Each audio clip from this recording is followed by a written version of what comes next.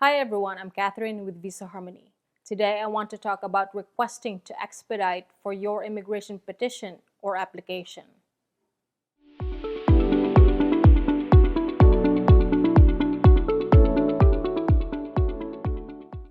We at Visa Harmony, we provide assistance with certain U.S. petitions and immigration applications. Our service fees are very affordable. We assist with filling out the required forms, organizing all the requirements, sending the application packet to USCIS, and answer any questions you may have during the whole process. I will leave our contact information below. If you applied for an immigration petition or application, you may be wondering if you can speed up the processing of your application. The answer is yes, but only certain circumstances and with proper evidence. Today, I will discuss the steps that you need to follow to make an expedite request and the criteria that the USCIS uses to evaluate such requests. Step 1. Determine if you qualify for an expedite request.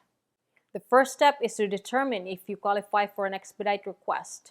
USCIS considers all expedite requests on a case-to-case basis and may require additional documentation to support such requests.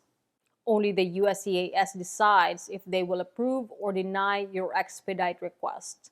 So you need to have a valid reason and strong evidence to justify your request. Some reasons can be severe financial loss, emergencies and urgent humanitarian reasons, or if the petitioner is an active military member and will be deployed soon. If your situation falls under one of these categories, you may proceed to the next step. If not, you may not be eligible for an expedite request and should wait for the normal processing time for your application. Step 2. Contact USCIS and provide necessary information. The second step is to contact USCIS and provide necessary information for your expedite request.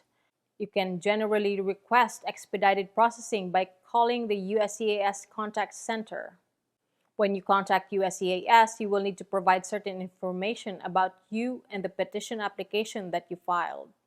USCIS will review your information and decide whether to accept or reject your expedite request. If they accept your request, they will assign a tracking number to your case and notify you by email. If they reject your request, they will also notify you by email and explain why they denied your request. Step 3. Submit supporting documentation.